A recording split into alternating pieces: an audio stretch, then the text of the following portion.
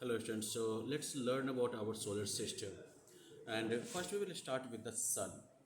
Now here we have like brief information about the sun. सन का जो है scientist जो है सन को सॉल के नाम से भी जानते हैं और ये हमारे सोलर सिस्टम का सबसे बड़ा ऑब्जेक्ट है। यानी कि अगर सन हमारा एक बास्केटबॉल के साइज़ का होगा तो बाकी जितने भी प्लैनेट्स हैं उन सभी प्लैनेट्स को आप एक पिंग पोंग बॉल के अंदर आराम से पैक कर सकते हैं। अब सन की अगर हम बात करें तो इसका हीट जो है वो इसके कोर में प्रोड्यूस होता है फ्यूजन के प्रोसेस के जरिए।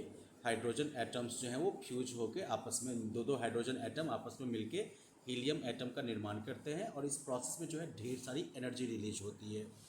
और हाँ, साइंटिस्ट को नहीं पता क्यों, लेकिन सन के सरफेस से कुछ मिलियन किलोमीटर्स की ऊंचाई पर जो टेम्परेचर है वो सन के सरफेस टेम्परेचर से कई हजार गुना ज़्यादा गर्म है। Okay, now I will show you how the planets orbit around the sun. आप यहाँ पर देख सकते हैं, दिस इज द, पहले इसको पॉज करें, राइट।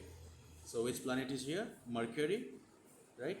मर्क्यूरी जो है मोटा मोटी यूनाइटेड स्टेट्स का जो मेन लैंड है उतनी ही इसकी जो है चौड़ाई है।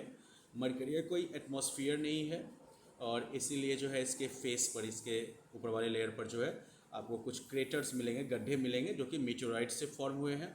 बाकी जो सरफेस का हिस्सा है वो जो है वॉल्केनिक एक्टिविटी की वजह से स्मूथ हो चुका है। सन जो है उसने मर्करी के रोटेशन को जो है चेंज कर दिया है और इस वजह से इसका दिन जो है वो एग्जैक्टली 2 साल का, अर्थ ईयर्स में 2 साल का जो है होता है। Now let's move to the next one, Venus. Venus को जो है अर्थ का सिस्टर प्लैनेट भी कहा जाता है क्योंकि लगभग इसका साइज भी अर्थ के बराबर है और ये भी जो है सिमिलर पदार्थों से, सब्सटेंसेस से मिलके बना हुआ है।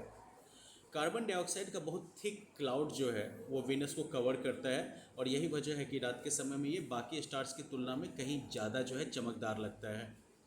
इन क्लाउड्स के द्वारा जो है जो हीट ट्रैप्ड होता है वो सरफेस को इतना गर्म कर देता है कि लेड जो होता है वो भी पिघल जाए वहाँ पर। इसके बावजूद भी साइंटिस्ट को लगता है कि ह्यूमंस जो हैं वो किसी दिन वीनस के अपर एटमॉस्फेयर को कॉलोनाइज कर पाएंगे, जहाँ की कंडीशन जो है वो काफ़ी मॉडरेट हैं कंपैरेटिवली। अब इसके बाद हम लोग मूव करते हैं अर्थ पर। तो अर्थ जो है ऑफ कोर्स लाइफ के लिए बिल्कुल सूटेबल है।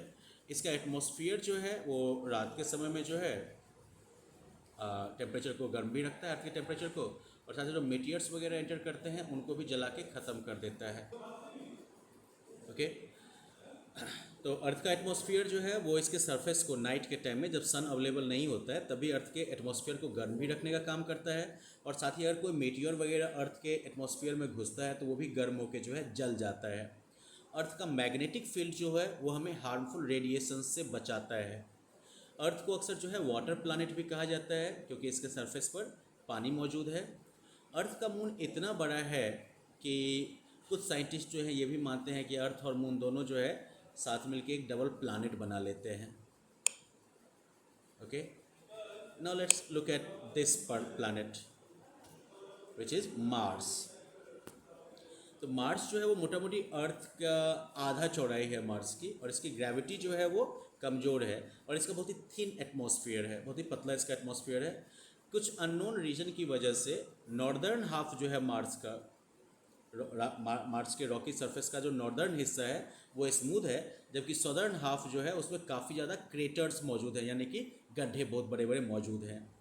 मार्स का जो हाईएस्ट माउंटेन है, मार्स के पास जो है सोलर सिस्टम का सबसे ऊंचा कह सकते हैं कि माउंटेन है ओलंपस मॉन्स। ये जो है 22 किलोमीटर ऊंचा है और 480 किलोमीटर वाइड है।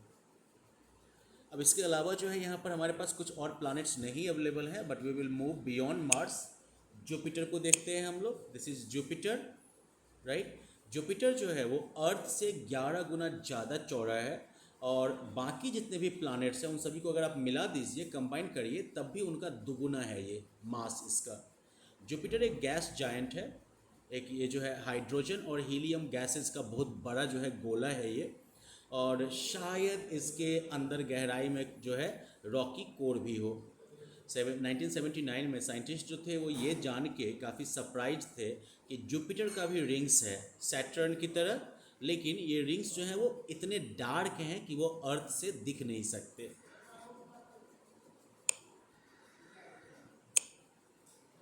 चलिए नेक्स्ट प्लानट सैटर्न।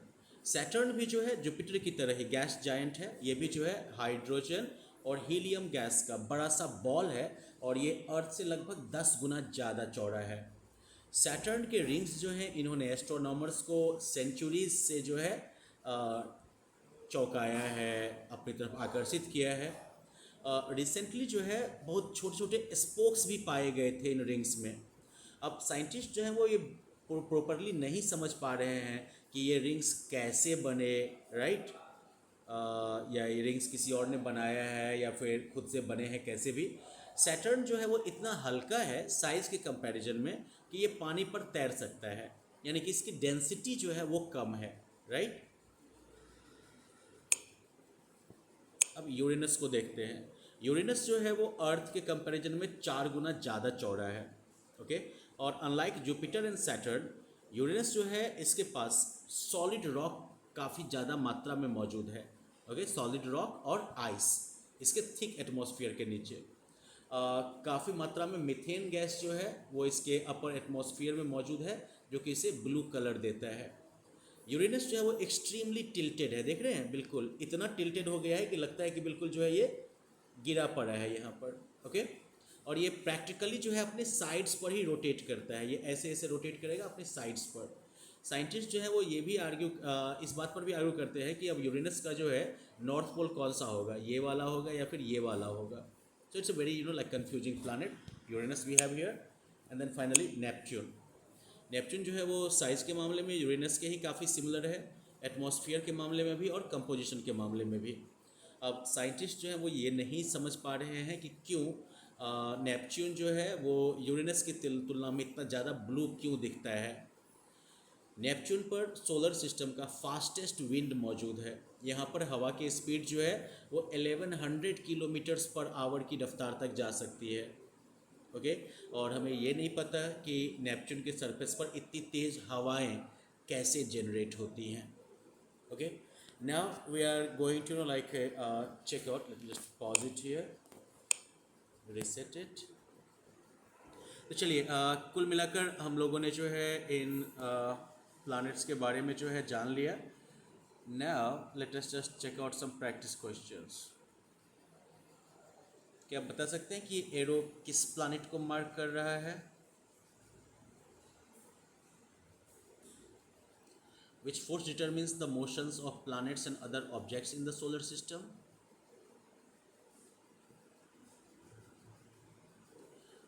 एक सिंपल कैलकुलेशन है कि planet passes a point in its orbit on August 31, 1997 and in next time it passes the same point in its orbit is September 24, 2081। तो इसका जो है एक साल जो है इसका कितने दिनों कितने अर्थ ईयर्स का होगा। तो ऑफ कोर्स ये कैलकुलेट करना होगा आपको। अर्थ का ऑर्बिट जो है वो एलिप्स है, तो इनमें से कौन सा जो है एलिप्स वो मोस्ट क्लोजली अर्थ के ऑर्बिट के साथ जो है मैच करता है, अगर नॉर्थ से देखें हम तो। अब यहाँ पर आपको 4 इमेजिनरी प्लैनेट्स दिए गए हैं, तो इनमें से किसका जो है पॉसिबली सबसे थिन एटमॉस्फेयर होगा ABCD में से। Well I hope you have answered all the questions. Now you have got the explanation.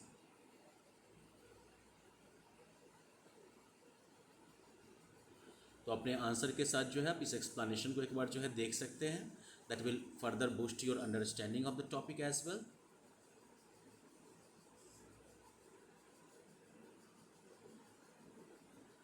Fantastic.